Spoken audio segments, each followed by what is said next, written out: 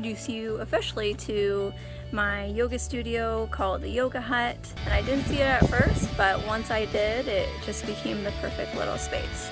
So bear with me here as we go inside, and I'm gonna take you for a tour.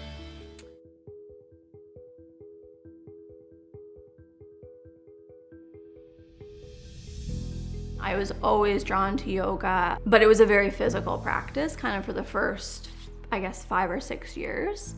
And then I went through a big health crisis, and I kind of say like the universe kind of knocked me upside with a 2x4, and everything just kind of came tumbling down. Just looking back over the last 5 years in my business, it was so scary at first to kind of launch my business out there and to share my story. That felt really uncomfortable. I've learned that there's such power and connection in sharing what's really going on and not putting on a facade or the perfect social media presence. And I try to really just share, what I'm just where I am in my life, and to be real and honest. And I feel like that resonates, and that is what makes people hopefully feel comfortable to share their journey and share a little bit about what's going on in their life. Again, it comes back to the community, and just as long as I am showing up and being my authentic self, that gives permission to others to hopefully do the same in their lives. The entrepreneurship seeds were planted from a very young age for me. I was blessed to be in an entrepreneurial family, kind of on all sides. So my grandma and grandpa started their business, Van Rybrook Aluminum, in 1963 from their basement, and it grew into a 3-generation business. So growing up, looking back, I have such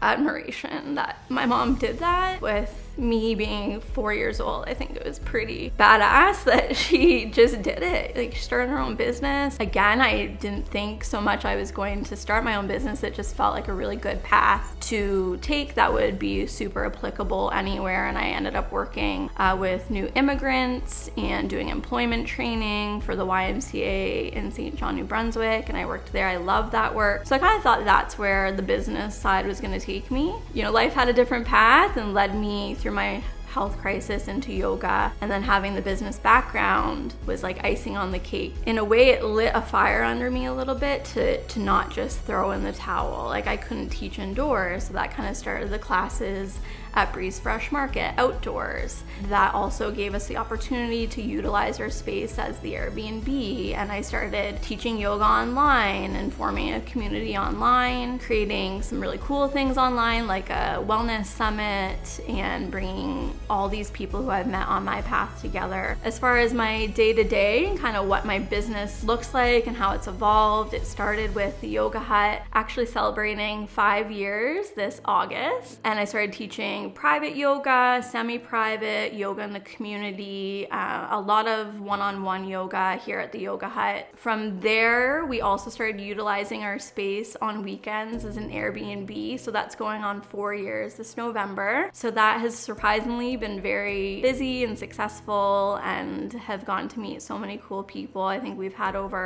probably over 250 guests at this point. It started just on weekends. Throughout the pandemic, we were able to transition into being more full-time because I couldn't teach indoors. Then in addition to that, I also volunteer my time to host the show Flourish and Flow on Rogers TV, and that kind of fell into my lap through being on an interview myself, sharing my journey and sharing chair yoga.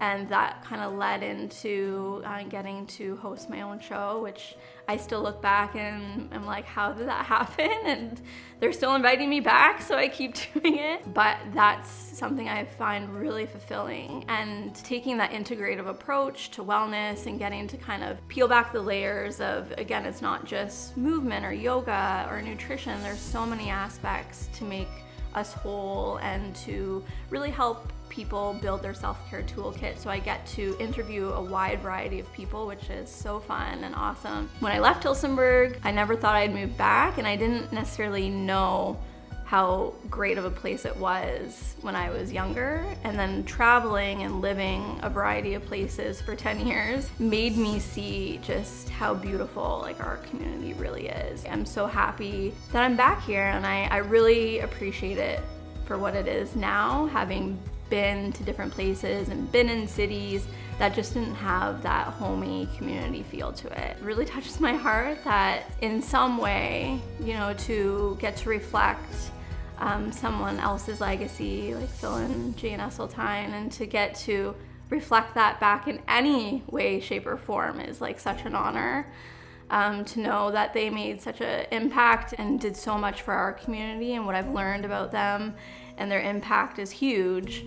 And to just get to know that I'm, you know, doing a small piece of that in some way is amazing. For me anyways, to keep pursuing what I'm doing and to keep sharing and giving back the gift of yoga and gift of wholehearted living really with others, my clients, and into the community. I'd like to thank the Tillsonburg District Chamber of Commerce for honoring me with this award, and also a big thank you to my friends, family, my husband for supporting me and encouraging me, and also a shout out to John, the producer of Flourish and Flow, for supporting me and encouraging me to follow this path.